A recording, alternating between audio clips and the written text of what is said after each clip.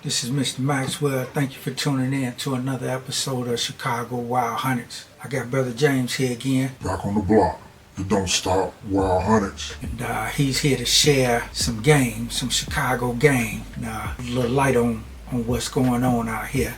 If you ever decide to come visit this great city of Chicago. Take it away, James. Yeah, lesson for the day. People from Chicago should already know this. But if you mess around and you meet a female in Chicago, this is for you youngsters. You meet a female from Chicago, y'all hanging out, kicking the bobos, whatever you do. They decide to stop at the liquor store, get a drink or something. You park in front of the liquor store, freeze, get your thoughts together. You got this lady sitting next to you, she may be looking good. You get ready to get out this car, and she say, could you leave the radio on so I can listen to some music at least while you're in the store? Freeze. Think about what she just said, because if you do that, young blood, your car ain't gonna be there when you come back out. These women are notorious for taking off with your car. If you visit Chicago, you're in the store, I don't know, could be a restaurant, could be in a line at the grocery store, whatever, and some guy come in, a young brother come in and ask you for change for a $20 bill. Freeze. Think about what just happened. Think about what just occurred. He just asked you for change for a $20 bill. He might just be checking to see what type of knot you pull out your pocket. So it's probably best that you say, hey, I'm paying with a credit card. I ain't got no cash on me, bro. That's a Chicago lesson for you. You could take these keys and you could take them anywhere and apply those to the same situation all across the world. But they originated here in Chicago. Hold on, I don't think Chicago invented that. Yes, it did, bro. No, they did. Yes, it originated right here. No, they didn't. No. Okay, I'm gonna fact check that. I'm gonna fact check it. You want to know what else originated in Chicago? Gangbanging originated in Chicago. Chicago invented gangbanging? Oh man, I don't know about that one. Yes, it did, bro. Gangbang started in Chicago, brother. You started anywhere you go. It's either to the left, to the right, or it's red or blue. It didn't start out as gangbanging. It started out as protecting the neighborhood and feeding the kids. But then these infiltrators came in and manipulated the situation. They take this side and they give this side a bunch of weapons. Take this side, give this side a bunch of products, and they tell this side, look, and they infiltrate to buzz in the ears, and they get rid of the leaders, because the leaders still got that old way of thinking, so they got to get them out the way. Get these young leaders in there, these young, energetic, easy to manipulate type guys. They tell them, look here, you got all these firearms, and your guys is hungry. Look at them. They eating good. They ain't really got no protection though. Why don't y'all go, man, we should go take that. And they buzz it in their ear, so they kick off. They figure out a way to kick off a war. So that's how that go.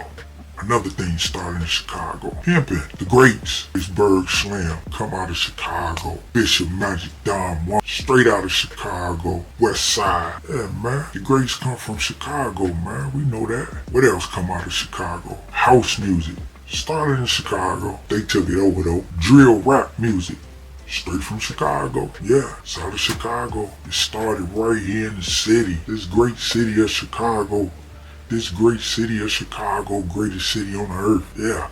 I'm gonna tell you something else about Chicago. It's a strange love-hate relationship going on in Chicago that you gotta be from here to understand. Let's say you got two guys that grew up together. They homies. Let's break that same situation I told you about in the beginning, that one got the money and one got the ammo. Let's break it down to the one-on-one terms. You could live right across the street from another and they be at odds. Like the street literally is Switzerland. They grew up and they used to play together when they was in the sandbox.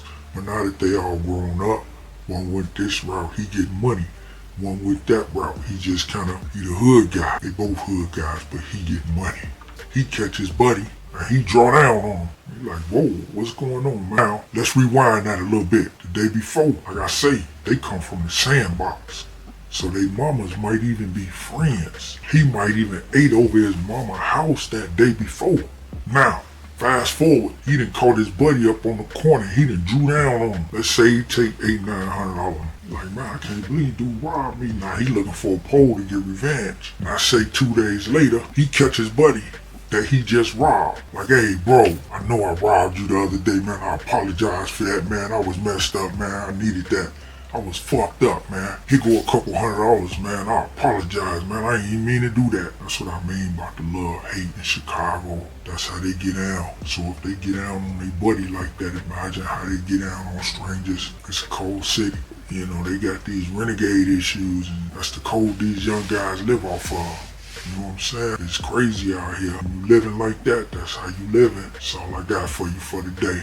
That was some insightful information. A lot of information. Appreciate that, Brother James. Wild Hunted Chicago, y'all. This is Mr. Maxwell. Thank you guys for tuning in. Like, subscribe, share. Questions, comment, thumbs up, thumbs down. Either way, I wish you well.